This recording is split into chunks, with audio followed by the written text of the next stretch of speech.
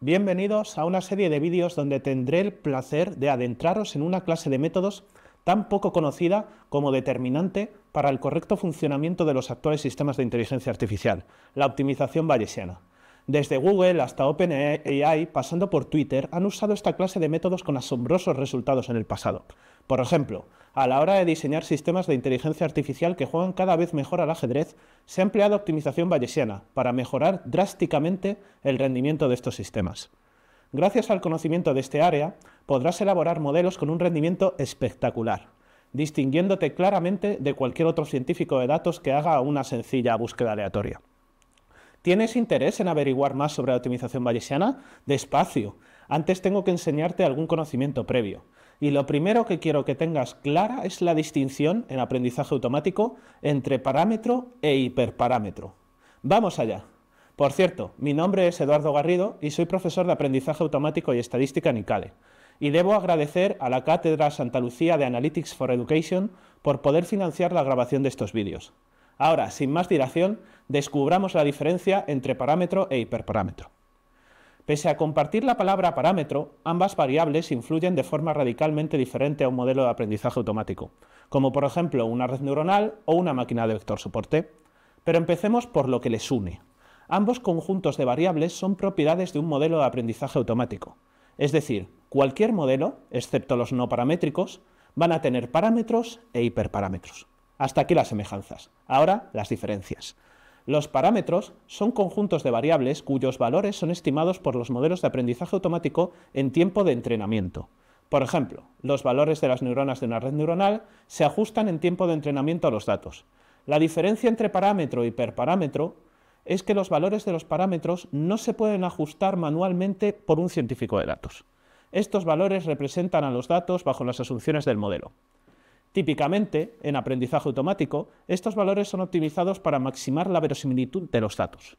Por lo tanto, se puede interpretar que estos valores configuran al modelo para hacerlo compatible con los datos. Si las hipótesis del modelo acerca de los datos son verificadas, entonces el modelo representará los datos correctamente y podremos hacer buenas inferencias. Sin embargo, es posible que la complejidad de los datos exceda la capacidad que tiene el modelo para representarlos con sus parámetros. Entonces, ¿cómo podemos hacer para que el modelo aumente su capacidad representativa para ajustarse a la complejidad de los datos? Seguro que ya habrás averiguado la respuesta, mediante los hiperparámetros. Al contrario que en el caso de los parámetros, los valores de los hiperparámetros son elegidos por el científico de datos, previamente al proceso de entrenamiento. Un modelo puede tener uno o muchos hiperparámetros. Por ejemplo, un árbol de decisión puede configurarse para tener diferentes niveles de profundidad. El modelo de los k-vecinos más próximos puede configurarse para seleccionar cuántos vecinos tenemos que calcular y la noción de distancia. El valor de estos hiperparámetros condiciona drásticamente la capacidad del modelo, hasta el punto en el que podemos ciertamente hablar de distintos modelos. Si el científico de datos selecciona con sabiduría el mejor conjunto de valores, el rendimiento de los modelos aumentará drásticamente. Y es que, por ejemplo, en el contexto del aprendizaje profundo y las redes neuronales, no es para nada igual tener una red neuronal de una sola capa y 50 neuronas que un transformador llama de 32 capas ocultas con 6,7 miles de millones de parámetros. Evidentemente, en el segundo caso, la capacidad del modelo representa una complejidad de los datos mucho mayor, como puede incluso ser la del lenguaje humano. El principal problema que abordaremos en esta serie de vídeos es que este conjunto de hiperparámetros, sobre todo en el caso de las redes neuronales profundas como los transformadores, es enorme. Tenemos muchísimos hiperparámetros que ajustar, como las tasas de aprendizaje, los regularizadores, los tipos de capa, el número de neuronas por capa y un largo etcétera. Mientras que los valores de los parámetros son optimizados para maximizar la verosimilitud de los datos con estrategias clásicas de optimización, como el algoritmo Adam con gradientes, no hay gradientes para el caso de los hiperparámetros.